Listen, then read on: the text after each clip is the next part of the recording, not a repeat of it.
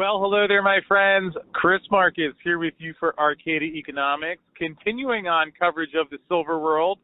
Welcome on in if this is anybody's first time listening to the show, but we cover the silver market, sometimes talk a little gold, and share the things that Wall Street tries to hope you never find out about. My background includes a decade on Wall Street in my misguided youth before realizing that things are a pretty rigged game, leaving because I felt investors deserved to know about that, as did my dear friend Dave Kranzler, who is joining me on the line today of Investment Research Dynamics. David, how are you today, sir? I'm doing pretty well. How about you, Chris? I'm good. I'm a little concerned. You seemed a little perplexed by that question, and since we're covering the U.S. Mint today, they may get harder, but I am also doing well, Dave. Before we hop in, I would like to make a quick note that today's episode is brought to everyone by Reyna Silver, which is more on the exploration end, but fortunately they do have Dr. Peter McGaugh, who, if there's anyone that trades silver in a rising silver bullion environment, while according to SEC and CFTC code, I can't give legal financial advice on the show, but I would suggest that would be one to look into for further due diligence, see if it matches your own goal. Because, Dave, would you agree, while not giving licensed financial advice, that if things go well, there is some nice potential there to do some good things? Anything you'd like to add there? Yeah, they don't even have to do their own research. They could just subscribe to my mining stock journal, and I cover and research and invest in Reyna Silver, and I have it all laid out in there. Well, I guess that says it all. So you are a Reyna shareholder in your fund, Dave? Yep. And in my fund and personally. Ooh, there you go. And without revealing all of the secret sauce that people can get in your mining stock newsletter, is there any particular factor that led you to invest in Reyna? Not what others should do, but was there anything that stood out to you? Well, I mean, it's hard to find potential primary silver producers, so that was one of the first things that got me looking at it. And I like where their properties are. They're hunting for silver in Silver Elephant Country in Mexico. They've got some other things going on also. I mean, they probably have 3 or 4 properties in North America, any one of which could be a company maker. So, and I explain the what each property is and what potential upside is, et cetera, in my newsletter. Which hopefully you will help everybody find out when we wrap up how to get a copy of. Although if anybody can't wait, it's at investmentresearchdynamics.com. And Dave, perhaps now I'm guessing the U.S. Mint wouldn't be able to correctly spell your website address, although would you say that given that they announced, and I know you have some issues with this, they announced a global silver bullion shortage in the letter they sent to their customers, so it seems like it's going better for Reyna right now than the U.S. Mint. And if for no other reason, you called me the other day, you had some wrath ready to be unleashed on the U.S. Mint after watching some of Ed Moy's slightly non-traditional comments on the market. So why don't you take it away, sir? First of all, there's so much to unpack there, and I know we want to try and keep this brief, but let it fly, brother. There's no holding. You got the stage is yours. First and foremost, people have to keep in mind Ed Moy does not have any experience in the precious metals business. He's aside from early in his career, he was a salesman at like Blue Cross Blue Shield of Wisconsin or something like that. And then he was, went and took a government job. Yeah, he's a sales executive position in Blue Cross Blue Shield. Now that has nothing to do with precious metals. There's probably some medical applications for silver, but he probably had no idea about that when he was there. And then he went and worked in the Bush administration. the George Herbert Bush administration because somehow he got involved in the campaign. So he's basically, aside from being a healthcare salesman, he's a career politician. And how he was appointed director of the Mint, I have no idea. Again, he never had any prior experience with precious metals. It's obvious from listening to the various videos he's done, including your very humorous and brilliant dissection of the interview, the most recent interview with Kitco. He doesn't know what he's talking about. For him to say there's a shortage in silver is absurd. I mean, really, it's not a supply and demand problem. It's a price problem. There's supply out there that can be redistributed. It's just that because of all of the intervention, which again he couldn't explain why the trade, the market price or the price that you would observe on the COMEX or say on Kitco, which is not really a true spot price. He couldn't explain why the premium at coin dealers is so much higher than the trading price for silver in the paper market, or the price that actually dictates the price that miners get paid for their silver. So, there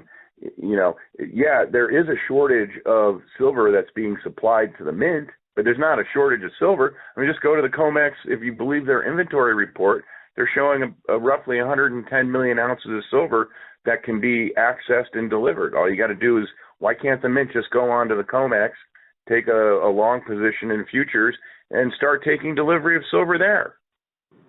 Because of COVID. What? That doesn't stop anyone. I'm not saying that actually makes a lot of sense to me, but that seems to be the blanket excuse. Everything is blamed on COVID, even now with the vaccines out over a year later.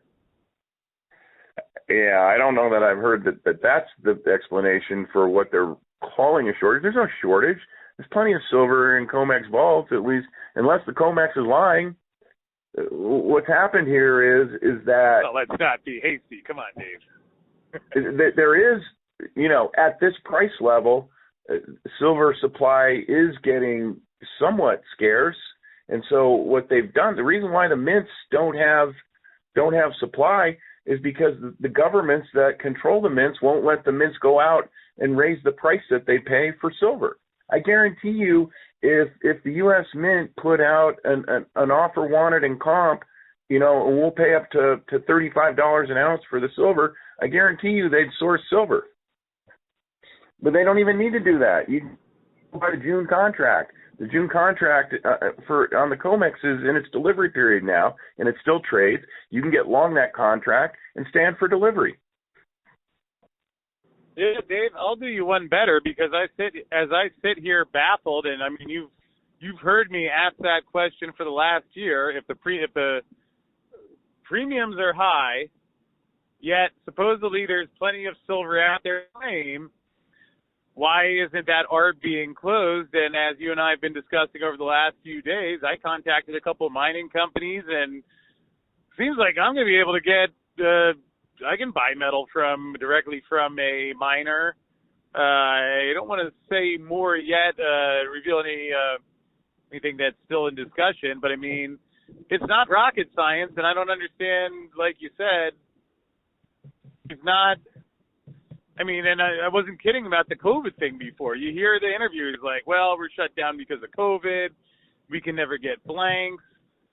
Yet, as I was confused, are these legitimate reasons? Is there something I don't know? But now as I'm calling around, I don't know, I'm going to ask the question. There's the company's like, yeah, we can do that. No problem. So what is the mint issue? Well, again, it's here's what I believe to be the case, and I think I'm right. They're probably at the margin at $28. The supply of silver is tight. Let's just say. And this isn't the first time we've gone through a cycle where there's been large retail demand for minted bullion products because that's the easiest way for retail buyers who want to invest in gold and silver bullion to get a hold of it. It's not the first time we've seen a cycle where there's been a shortage. And what happens is this happened in 2008 as well. Because again, when the price gets, well, I guess you call it tamped down, but when the price is artificially held lower than it should be, given the demand that's out there, and it's not just retail demand. I mean, central banks are buying a lot of gold. Sovereign countries, especially over in Eastern Europe, are buying a lot of silver. India and China have massive solar energy programs that are sponsored by the governments going on, and that requires a ton of silver. So what they end up doing is they end up cutting off the mint from supply so that they can divert that supply to entities that require delivery and can demand delivery, and they don't want to create a political problem, right? I mean, if JP Morgan is short a bunch of silver contracts to China and says, hey man, I don't think we're going to be able to make delivery, can we settle in cash? Because that's what they do on the COMEX, right? With gold, with the PNT and the EFP, exchange for physical contracts that they do now. They just settle those in cash or GLD or SLV shares. China's not going to stand for that, and it would present a lot of diplomatic problems. So what they do is they shut off the mints from supply, or they severely curtail the supply, and that's why there's shortages at the mints. It has nothing to do with the fact that the premiums are high. The premiums are what people are willing to pay. It's like, hey, this is what I'll pay, and I want to get silver, and then you call Ed Moy and he says, sorry, the cupboard's bare. There's a shortage of silver. Well, there's not a shortage of silver. There's plenty of silver out there, just maybe not at $28 an ounce, which tells us that the market price is too low. Yeah, well, you know where I stand on that one. And Dave, I guess what I'm wondering is that, I'm not trying to just toss my opinion in there, but a lot of these guys are saying things. They'll say things even within the same interview that seem directly contradictory to me. One of the things Ed Moy mentioned was when he was rationalizing how silver squeeze was just a passing fad. He says if you look at the amount of shares of GameStop or the market cap of that versus all of the silver ever mined in history. I mean, Dave, was that really an accident? Or, I mean, again, I can't say for sure, but at least where I'm at today with everything I've studied, that sounds like, and we've heard other people repeat similar things. It's almost like it's like we don't have good cop, bad cop with two people anymore. They have the same guy give it in the same interview because he said, yeah, well, there's the silver market's so deep, there's $1.4 trillion worth of silver. Yet this is the same man who just seconds earlier had said the U.S. Mint can't get silver. They don't have enough silver to back up all the claims. So which is it?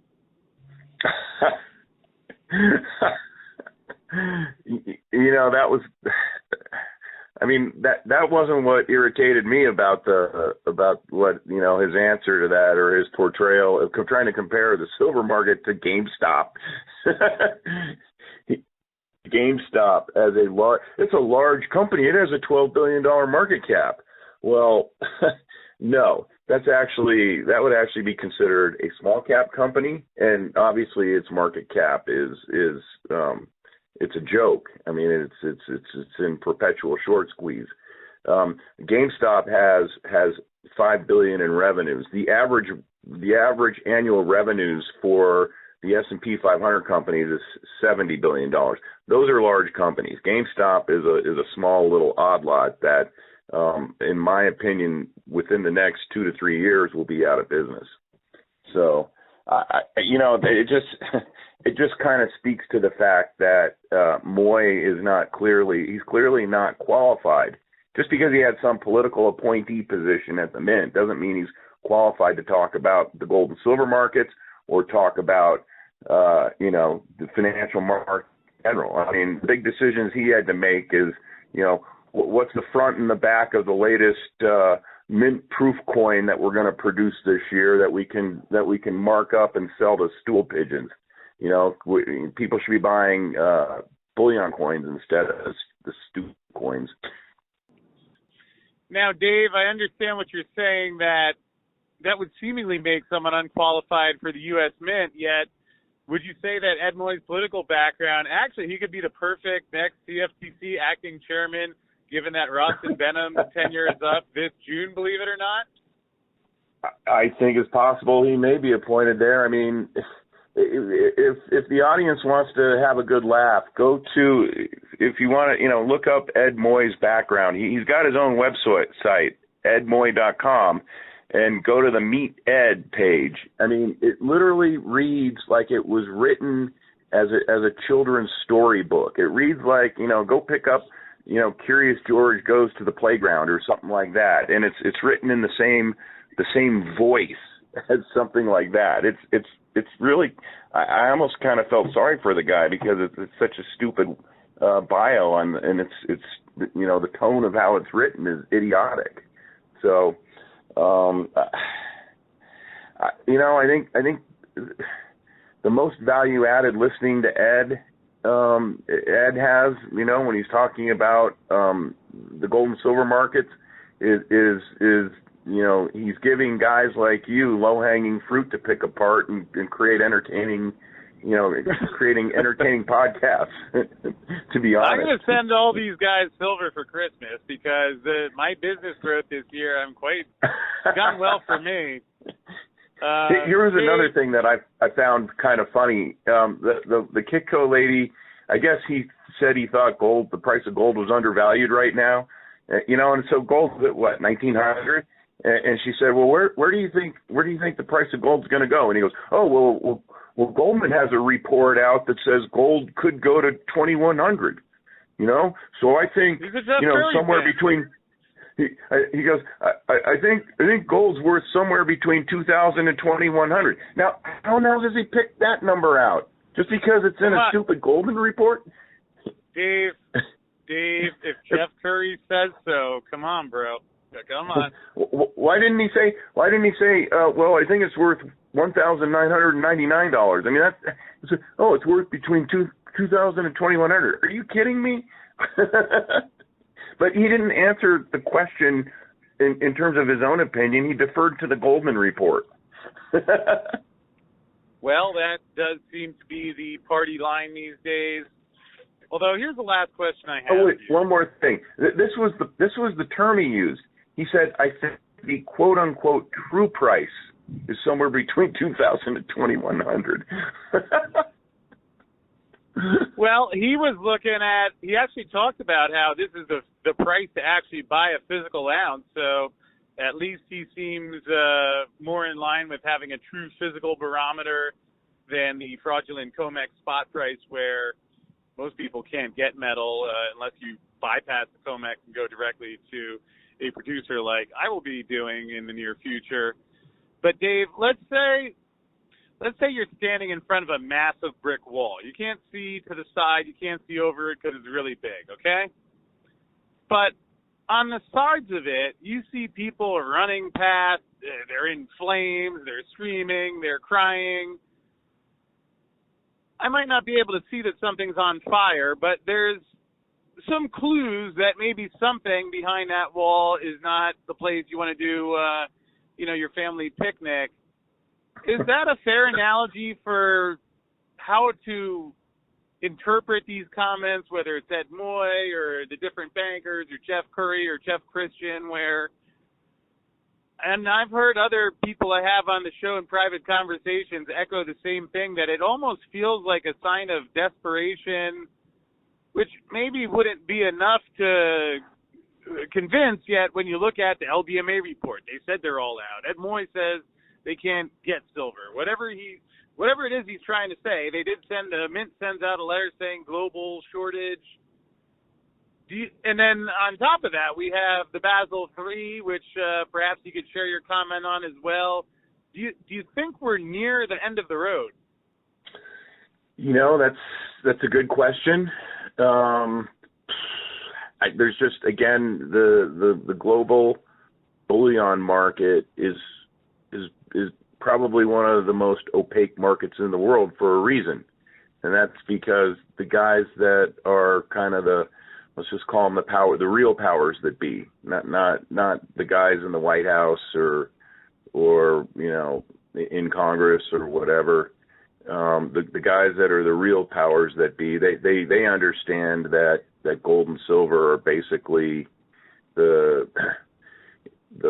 foundation of everything monetary. Ultimately, it always has been and always will be, and so it's intentionally been made very, very opaque, and it's impossible to know for sure. I mean, there was a German delegation that wanted to come over to the U.S. and inspect its gold that was being held by the Fed, and the Fed would only let them. They said, "Well, your gold's spread out over 9 vaults, but we can only let you into one." So, I mean, that's the degree to which it's incredibly opaque. I mean, here's the Federal Reserve and basically the U.S. government telling the German government, no, you can't come over and inspect your gold, right? So, it's confidence inspiring. Yeah. Well, a few months later, that's when they said, hey, we'd like to repatriate. I think it was like 700 tons of our gold, which was, most of it was moved over there right after World War II because Germany was afraid that Russia was going to invade them and steal their gold. So, because that's another aspect that tells you how important gold is. When invading countries go in and conquer a country, one of the first things they do is take away the gold. I mean, look what happened when the U.S. basically went into Ukraine. There's videos of planes airlifting Ukraine's gold out of Ukraine. They were U.S. military planes. So, probably just conspiracy theory, though. I do think at the margin, yeah, we could be getting real close to the point at which there's going to be a massive market-forced upward reset in the price of gold and silver. And again, I don't know what the timing is on this. Incrementum, in their latest annual issue on the gold market, has an interview with a guy who goes by FOFOA, and I'm familiar with him from, I used to read his stuff all the time back in the early 2000s, and somehow these guys that are tied in with this FOFOA, somehow they seem to know a lot about the international central banking flows, because there's a lot of information that they drop that they wouldn't know about unless they had some connections to it, and they're entirely anonymous. But anyway, they published an interview with this guy, and it's worth reading because he goes into the whole background of how we got to where we are now and why he thinks that there's ultimately going to be a reset coming at some point. And he actually thinks the price of gold's actually going to go to $55,000. So you can sort of derive where you think your price target would be for silver, depending on where you think the gold-silver ratio will reset to.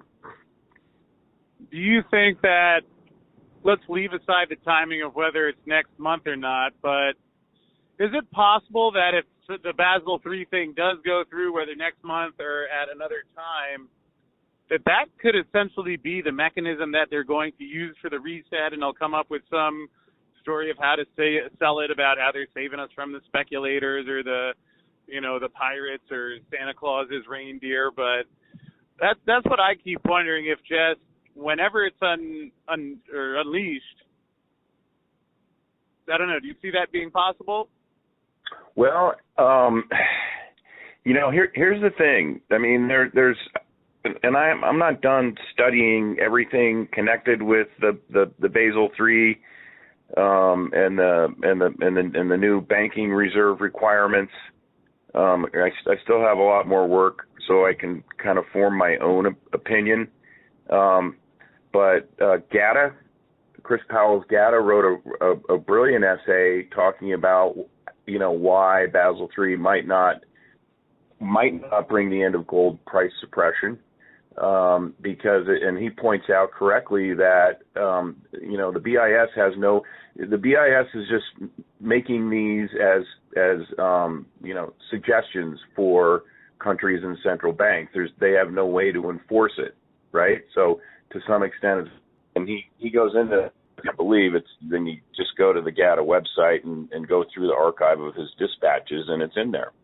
And then he put out another one just a couple days ago, and in that one, he actually suggests, and I don't disagree with him, that what's driving the Basel III implementation is the European Chinese consortium, because it's no secret that the EU is gravitating away from the U.S.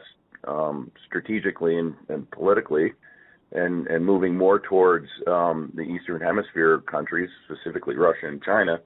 And that's this FOFOA guy. He goes into that and talks about it. And before anyone has contempt prior to investigation on this idea, you should read the interview with him, because it makes a lot of sense that what's going on here is being driven more from the Eastern Hemisphere and from Europe, and it's a pivot away from the U.S. dollar-denominated, dollar reserve domination of the world, which most countries are sick of now. And the Achilles heel for the U.S. obviously is the fact that all the banks are short up the wazoo gold derivatives, and it's very highly probable that the U.S. does not have anywhere close to the 8,100 tons of gold that it reports holding on behalf, the Fed reports holding on behalf of the U.S. Treasury. And, it would be very financially damaging if the price of gold actually does happen to go through a reset, that myself included and yourself included thinks is coming at some point, because the U.S. is basically going to be left, basically holding its groin, because it really doesn't have any gold. And if you have a new reserve system that's backed by gold and silver, if gold and silver are remonetized, the U.S. is in a lot of trouble in that scenario. Yeah, that sure would seem like the case. And, as you mentioned, it's hard to imagine that foreign counterparties like Russia are not appreciating the Joe Biden brand of diplomacy. I saw he said, watch out for some unwelcome signals. Putin said in yesterday's story, whatever the heck that actually means. But, yes, it will be fascinating to watch. Although, Dave, I hear if there's one place where people can stay up to date on what's happening with a level of transparency and accountability that would make CFTC Acting Commissioner Rostin Benham blush with unbridled joy and optimism. I heard I don't know if this is true, but I heard it's possible that all of the CFTC commissioners, actually they're probably not Mining Stock Journal subscribers, because then this really wouldn't be as confusing. But for people who actually want to know what's going on, and rather than count on the CFTC to regulate things, which usually leads investors to lose even more money, what is the antidote in the Mining Stock Journal, and how do they get it? Well, as you mentioned at the beginning of the show, just go to investmentresearchdynamics.com, and at the top of the homepage, there's a link that you can click on to get more information about how the newsletter works. Well, I like that setup. Seems pretty straightforward and efficient. I don't know if it would fly at the U.S. Mint. I don't have a minimum subscription period. I mean, if someone subscribes and they don't like it, the only obligation is the initial subscription month. And then you can email me and tell me, hey, I don't like your newsletter. Cancel me, please. Well, that's good to hear. No billion-year contract like the Church of Scientology. So, Dave, Appreciate that. What I will say is a large portion of my subscribers have been with me for 3 or 4 years. Well, I could imagine that, and it's nice to have a source of information that I can trust, feel good about. I mix it into my own experience, as I always recommend people do with any source. But Dave Kranzler of investmentmechanics.com. Thank you for joining me today, and I thank also Raina Silver for bringing us today's episode, which Dave covers in his journal. And Mr. Kranzler, we'll see what the next coming weeks hold, and we'll get you back on here soon, especially to discuss that upcoming project about narrowing some of those spreads in the silver world, bringing some value back to the customers and the companies, cutting that COMEX monster out of there. I did talk to someone this morning who's already built the electronic order book. So exciting things happening and providing alternatives to the fraudulent bullion banking system. And thank you for being a mentor and guide on that path, and excited to do some special things this year with you, buddy. Sounds good to me.